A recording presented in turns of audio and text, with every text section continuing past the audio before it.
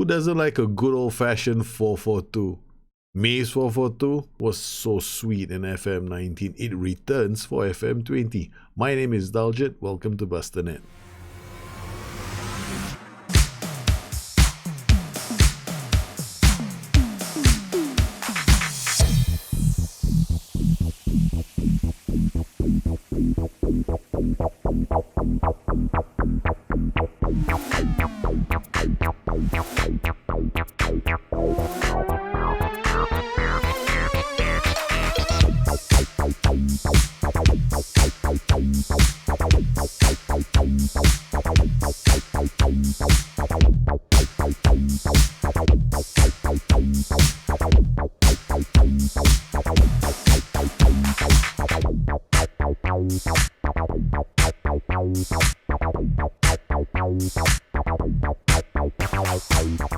If you're interested in experiments or asking me questions or watching me create something that might even be your idea, catch me on Twitch. The 4-4-2 Maves tactic was a favorite of mine back in FM19. The striker could easily get more than 25 goals a season without too much effort. He formed a very good partnership with the pressing forward, and a lot of assists would be generated by the wingbacks. The tactic returns for FM20 with very minor changes. We only use a covering defender right now with the pair of defenders at the back. We've dropped the use of the no-nonsense central defender in favor of a covering defender, especially since we want to play out of defense. If I opt not to play out of defense, then I will convert this back to a NCD on cover and he'll just hoof the ball up, which was the original intention of the first 4-4-2 Maves tactic, which was largely a defensive tactic. Now, we are using it from a more defensive point of view. Then we will remove counter press and use regroup. If we want to use counter press, then our back line has to be fast. We'll also be using a higher defensive line with a lower line of engagement to compress the space here. In order for us to play like this, the back line has to be very fast. Otherwise, we will avoid using a higher defensive line in favor of a standard defensive line, and we will play with regroup if we are expecting a tough match.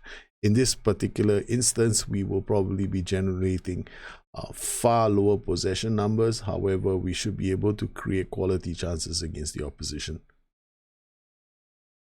When playing with a team that hasn't got very fast defenders, or basically defenders that don't have strong mentals, I rarely ever play counter press. The idea here is to make sure that my defenders are in position for balls over the top, because in a lot of cases when you're using counter press, your team is going to press up trying to win the ball back, and that can leave yourself open to balls over the top. So personally speaking, with some teams, especially if I feel that they're stronger than us, I'm more likely to employ regroup, and I will not play the ball out of defense. It's generally a good idea to make sure that if you're going to be playing with a sweeper keeper in this kind of a setup, especially if you're not playing the ball out of defense, you want a keeper with good kicking and passing so that he can distribute the ball effectively to the players. And if the play does break down and you find yourself having to defend over the top balls, then the keeper can come up and sweep up and then still pass the ball out and allow you to keep possession of the ball and try and launch counter-attacks. This 4-4-2 is meant to have a few outlets, including the wide midfielders. Generally, you want to find players who can keep the ball, tackle, pass the ball, even in the wide midfielder positions. The tactic employs quite a few support duties down the flanks. This allows us to build up play with short, effective passing triangles that work the ball up the pitch from the flanks through the middle and create effective goal-scoring opportunities for the rest of the players. When playing with wingbacks in a back four, you want to be very careful about a high defensive line, because the moment those wingbacks go forward, you leave space open, which is the reason why we use one defender on a cover duty and we keep our defensive line at standard. If I wanted to go play counter pressing, then I'll be playing with a slightly higher defensive line, and I'll only do that with a team that is superior to another team or has got very good attributes in physical and technical areas of the game. When you play with wingbacks with an overlap instruction, you got to be very careful with your player selection, players will need very strong physicals and mentals in order for them to play in such a demanding system. They will have to be able to get up the pitch, help build attacks, and they also have to come back and help defend. This also puts an extra burden on the wider midfielders. You cannot go into a game with wide midfielders with poor positioning, bravery, and tackling. It has more than one route to goal. You can either see teams be drawn into attacking them, leaving them vulnerable to fast attacks. These can either come from the goalkeeper, the defenders, or even the roaming playmaker. That's just a few of the outlets. It's also deadly in creating easy crossing chances for its wingbacks. Now it's time for me to break down the tactic and explain it. This version of the tactic is used when I'm expecting a very tough game. Here we're using wingbacks with an overlap instruction so that they provide better support to the midfield. When using overlapping wingbacks, you got to be very careful. First, you need to choose the right kind of wingbacks. They've got to be fast, they've got to have good positioning, anticipation, and concentration. The wide midfielders in front of them have to absolutely have good work rate, bravery. They are expected to support them during the defensive transition. So here we are a weaker team, so I do not want to use counter press, because every time I use counter press, this group of players is going to press forward, trying to close down the opposition after we've lost the ball.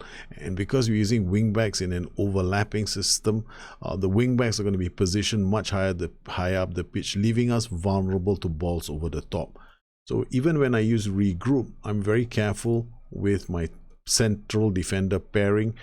In FM20, I don't use an no-nonsense central defender anymore. I use a central defender on cover to defend against the ball over the top. I also like to make it a point of always scouting for a decent keeper with good kicking, first touch, and passing, so that we can always have the option of not playing play out of defense.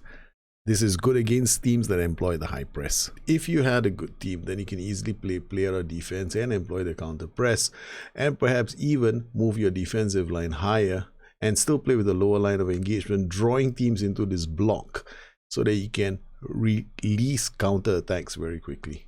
This system is not meant to be played in one specific way, because you're going to have different kinds of options when you're using play out of defense, or even when you're using work ball into box. Let's discuss the roles first and why they were chosen, beginning with the striker pair. I have opted for perhaps the best combination in the whole game, the target man and pressing forward. They're both on attack duties. Both roles can drop deep, and both roles will bust the gut to get inside the box. Neither role has any customized play instructions.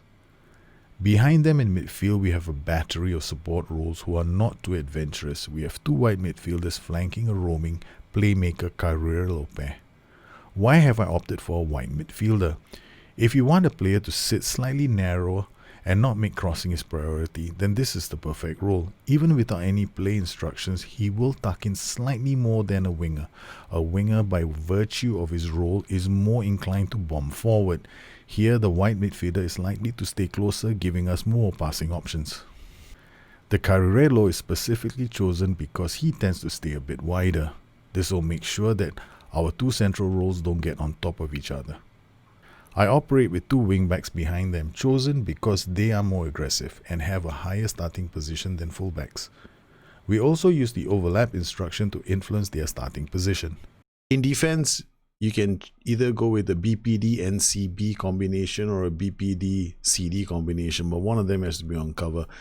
In the traditional 4-4-2 Maves tactic, the rationale of using the BPD-NCB was pretty simple. It's meant to be able to release balls quickly from back to front. If you use a BPD and a CD combination, then chances are you'll be using the central defender on the right flank to help you keep the ball a bit more effectively and work the ball short to the wide midfielder or the Carrillo. The rationale is simple. We're not using a DM. We will need the BPD to bring the ball out occasionally. In doing so, he'll draw opposition players onto him, allowing us a chance to draw them in for fast attacks. If you have two very fast strikers, then use the BPD and CB combination. If you have one striker who is fast and the other who is slow, then my recommendation is for you to use a CD on cover with a BPD on defend duty.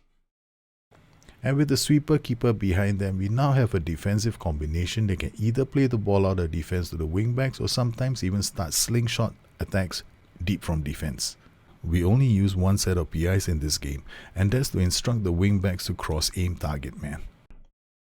I guess now it's time for me to talk about how I could use shouts in various combinations.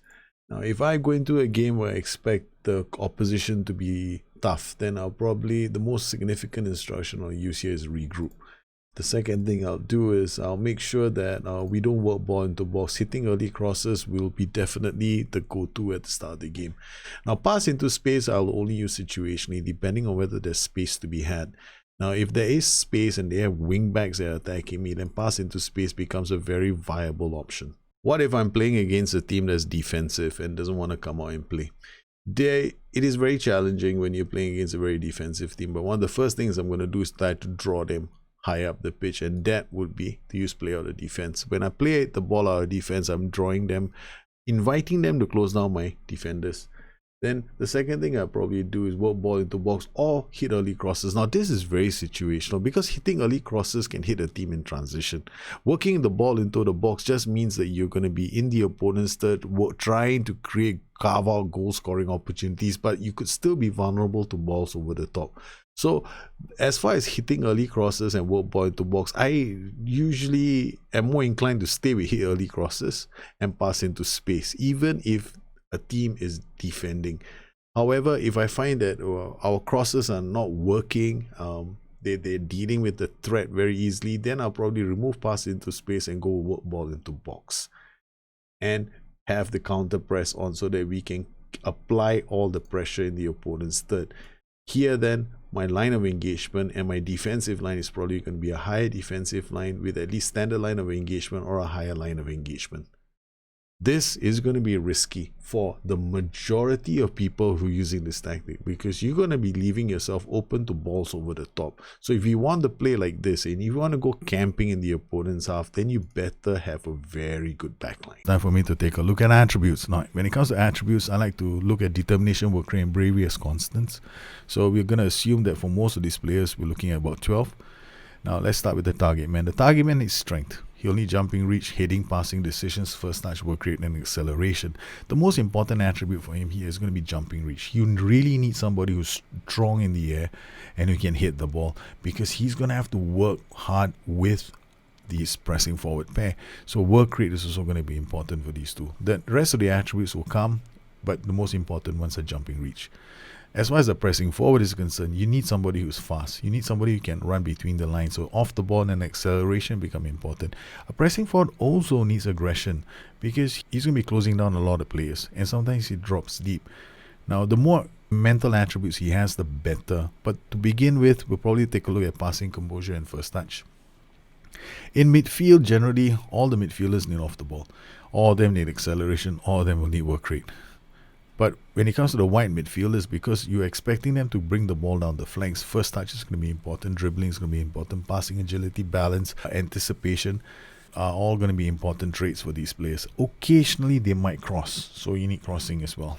As far as their tackling is concerned, well, because your players are going to be narrow banks of two, tackling may not be so necessary for the wide midfielders. It's good to have.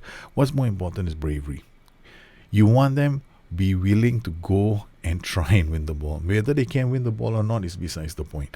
But you just need them to be able to close down channels. So you definitely want some bravery and positioning with these players. If you can't, then you can still play the wide midfielders in the position because they need to have the skill to hold on to the ball, pass the ball, and find space so they become passing options. The heart of midfield, the roaming playmaker Carrillo pair. Now they're going to share a lot of attributes in common. Passing decisions, work rate, first touch, balance, anticipation, concentration, tackling, bravery, positioning, work rate, strength, and stamina. The only difference between the two roles will be vision and flair. Because the Carrillo doesn't need vision and flair, the roaming playmaker does, but the rest of the attributes will be necessary for both of the roles. It's the typical situation for a defender. Start with jumping reach. That's the most important attribute. Positioning, concentration, anticipation, determination, tackling, marking are all going to be important for the players. Now it's time for the goalkeeper. Now, I'm going to be playing him as a sweeper keeper, but his most important attribute, the one that I will check first before I employ somebody in the role, is kicking. Because you need to find a player who can find the wing backs, and kicking becomes the most important attribute. It will become even more important in FM20. Well, I hope you enjoyed this short little guide on Maves 442. This tactic was born on Twitch. I've had a lot of fun playing it with Hanover. The download links for this tactic are included in the folder in the description below. I hope you enjoy it. And if you have any questions, please look me up on Twitter at Bustthenet or addicted2fm.com, my website. Once again, I want to thank everybody for supporting the channel. You guys take care, have a good one. I'll see you again soon. Bye-bye.